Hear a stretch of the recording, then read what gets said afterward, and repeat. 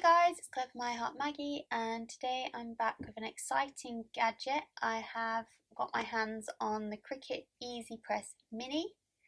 I have the larger EasyPress and I use that quite a lot for my HTV projects, but I've wanted this one for a little while because it's tiny and it's really good for smaller projects. I now have one, which is very exciting.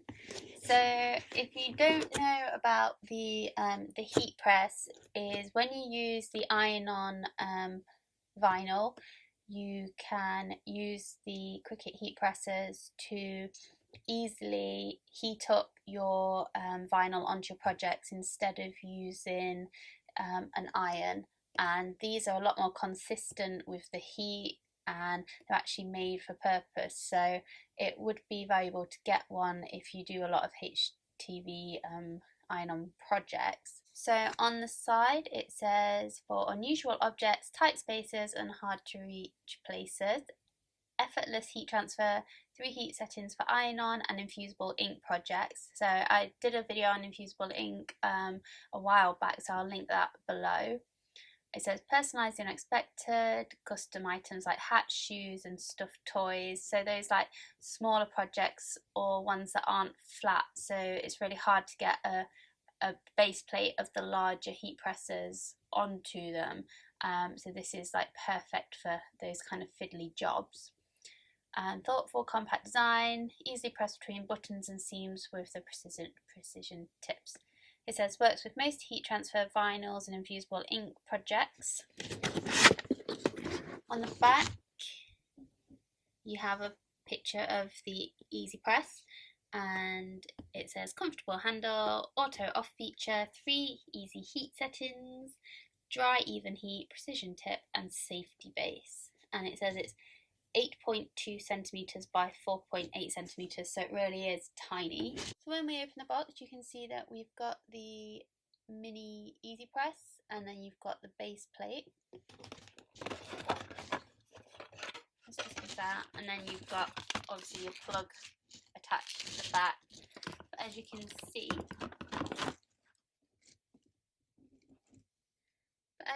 it really is tiny. So this is like some tiny little iron area, and then it's got the point at the end, so that's like the precision tip bit. But this area gets really hot, so that's why you have the safety base to sit it on while it's heating up and you're not using it. This is how you change the temperature, so imagine that's the lowest temperature, mid temperature and highest temperature. When that's lit up, you know it's to heat.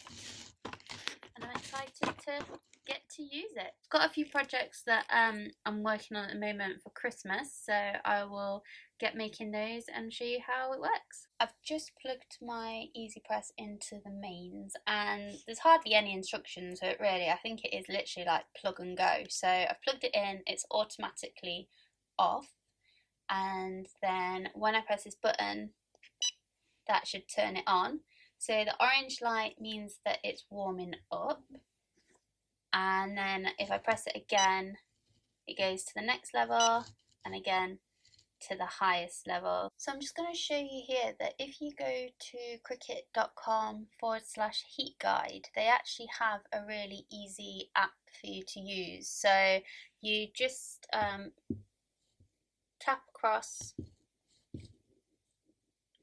to what machine you're using, and then you put your heat transfer material in there. So I'm using glitter, and then you select your base material. So I'm putting it onto a cotton face mask, so I've choose cotton, and then you apply. So it tells me that I need to put it on medium heat for 25 seconds, constant movement, light pressure, flip and press for another 15 seconds on the back, and then do a warm peel. So sometimes when you're using certain materials it's better to wait till it's cooled down before you peel it off, but with this one it says it's fine to peel it off while it's still warm. So here I have my face mask, and for Christmas I'm going to give them to my family members as little gifts. If you heard that beep, that means it's gone green and it's at temperature. So I've done little monogram initials that I'm going to just put in the bottom corner, just to make them a little bit more personalised. So the first thing I'm going to do actually is I'm just going to run over the heat press just to flatten the material and to warm it up and get it ready to be monogrammed. Then I'm going to pop my letters where I want them, and then it said 25 seconds, pop the EasyPress on and count to 25. And then it said to flip it and give it another 15 seconds.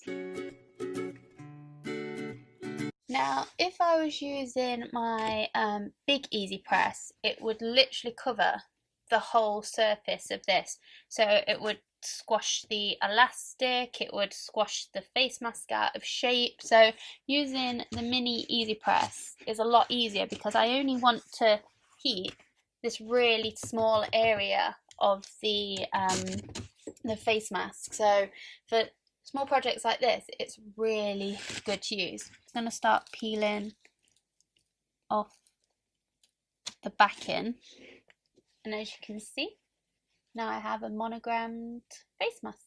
So I'm just going to do the others quickly, and then I'll have a full set to give for Christmas.